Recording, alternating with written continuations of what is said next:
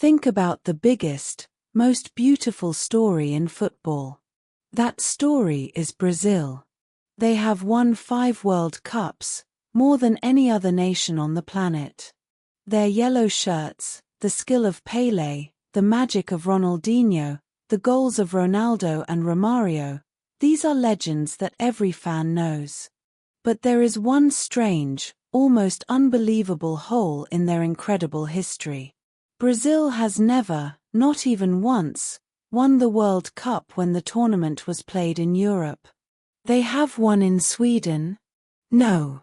They have won in Italy? No. France, Germany, England? No, no, and no. For a country that calls itself the king of football, this missing crown is the greatest mystery in the sport. Why does the king stumble the moment he steps onto European grass? To understand this, we have to go back to the very beginning. For most of football history, the World Cup was not a fair fight. It was a battle between two very different worlds, South American flair versus European physicality. But more importantly, it was a battle about travel, time, and rhythm. Remember, until the 1990s, traveling from Brazil to Europe was not a simple plane ride. It was a long, exhausting journey. Players lost days to travel. Their bodies had to adjust to new time zones, new food, and cold weather that they never experienced at home. Many Brazilian players arrived for European World Cups already tired, their legs heavy, their minds slow. That is not an excuse. It is a fact of sports science. Your body has a clock. When you disrupt that clock, your performance drops. Now, let us look at the actual history. Brazil won their first World Cup in 1958. But wait, you might say, that was in Sweden, a European country. Yes, that is true. Brazil won in Sweden. But that win actually proves the rule in a strange way. The 1958 final was played in Stockholm, but Brazil's journey to that trophy was extraordinary. They had a young, unknown player named Pelé, who was only 17. They played beautiful football. But here is the secret. That Brazilian team arrived in Europe very early, almost a month before the tournament. They stayed in a small town away from the pressure. They trained, they adjusted, they made Europe feel like home. That was the exception. After 1958, they never repeated that smart preparation. And more importantly, the FIFA rules were different then. The tournament structure was different. Many experts argue that 1958 was a special case, not a true example of Brazil conquering Europe under normal pressure. The real pain started in 1966. That World Cup was held in England. Brazil arrived as the defending champions. They had Pelé. They were expected to win. Instead, they suffered one of the biggest humiliations in football history. What happened? The European teams, especially Portugal and Hungary, simply kicked Brazil off the pitch. The referees allowed brutal tackles. Pelé was fouled again and again, so many times that he swore he would never play in another World Cup. He changed his mind later. The Brazilian players were not used to that level of physical destruction. In South America, the game was more technical. In Europe, the game was a war. Brazil lost in the group stage. They went home in shame. That was a painful lesson. European teams did not want to play beautiful football against Brazil. They wanted to break Brazil's rhythm, break their legs, and break their spirit. Now, jump forward to 1982. Many fans say the 1982 Brazilian team was the greatest team to never win a World Cup. They had Zico, Socrates, Falcao, geniuses with the ball. The tournament was in Spain. Brazil played magical football in the early rounds, destroying teams like Argentina and the Soviet Union. But then they met Italy in a second-round group match. Italy had not played well at all. They barely qualified from the first round.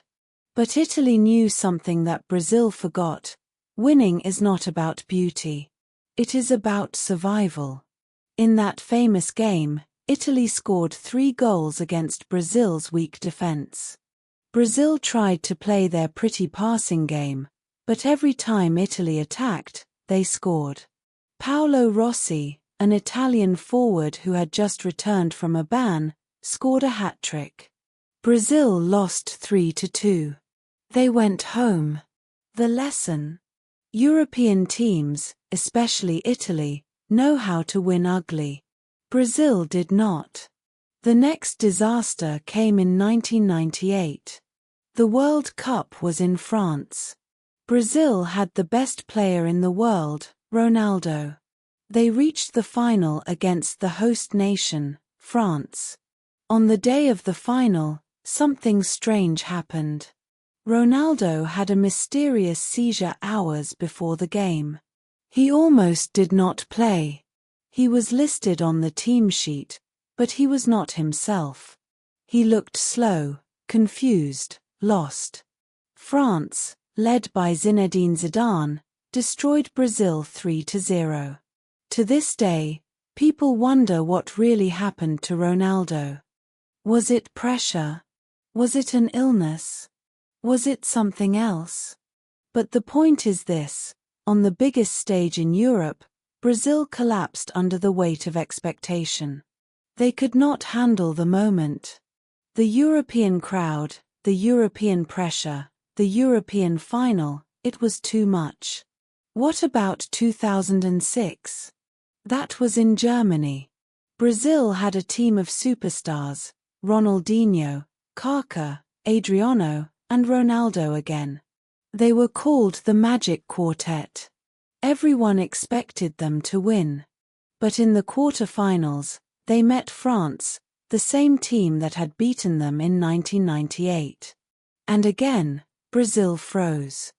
They played slowly, without energy, without ideas. Zidane, in his final great performance, controlled the entire game. France won 1-0. Brazil went home without scoring a single goal in that match. Once again, on European soil, their magic disappeared. So, why does this keep happening? Let me give you 3 simple reasons. First, the playing style. South American football is about improvisation, individual skill, and quick, creative thinking. European football is about organization, tactics, and physical strength. When Brazil plays in Europe, the referees allow a more physical game. Brazilian players get fouled more. Their rhythm gets broken. They cannot dance with the ball because someone is always pushing them. Second, the weather. Brazil is a warm, tropical country. Most European World Cups are played in June, which can still be cool, especially at night. Cold weather slows down muscles. It makes the ball feel harder. It changes how the game is played. Brazilian players are simply not as comfortable in cold, rainy European stadiums.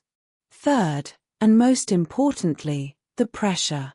When Brazil plays in Europe, they are the visitors. The crowds are against them. The media is against them. The whole continent wants to see the famous Brazilians lose. That is a heavy mental weight. And time and again, Brazilian players have admitted that the pressure of playing a final in Europe is different from playing a final anywhere else. There is also a deeper, historical reason. For decades, European teams did not respect South American football. They thought it was soft, unserious, just entertainment. So when Brazil came to Europe, European teams made it their mission to prove that European football was superior. They fought harder. They trained harder. They studied Brazil's weaknesses for years.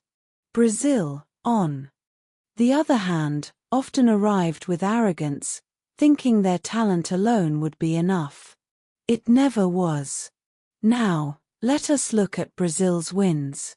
They won in 1958 in Sweden, but as I explained, that was a special case. They won in 1962 in Chile, that is South America. They won in 1970 in Mexico, that is North America, a neutral ground with a warm climate. They won in 1994 in the United States, again, neutral ground, hot weather. They won in 2002 in South Korea and Japan, far from Europe, different conditions, and a tournament where Brazil played a more defensive, tactical game than ever before. Every single win happened outside of Europe. That is not a coincidence. That is a pattern. The mystery continues. In 2014, Brazil hosted the World Cup at home. They did not win. In fact, they lost 7-1 to Germany in the semi-finals, one of the worst defeats in their history. But that was not on European soil. That was at home, under even more pressure. Since then, Brazil has not reached a World Cup final. The dream of winning in Europe seems to get harder every time. In 2018, they lost to Belgium in Russia. In 2022, they lost to Croatia in Qatar. Neither tournament was in Europe, but the shadow of that European curse still hangs over them. So, what is the final truth? Brazil has never won a World Cup on European soil because European conditions, European tactics, European physicality, and European pressure create a perfect storm that Brazil's beautiful, fragile style cannot survive. The king of football remains a king without a crown on the old continent. And until a Brazilian team wins a World Cup in France, Germany, Italy, Spain, or England, this story will remain unfinished. The curse of Europe is real. And only Brazil can break it.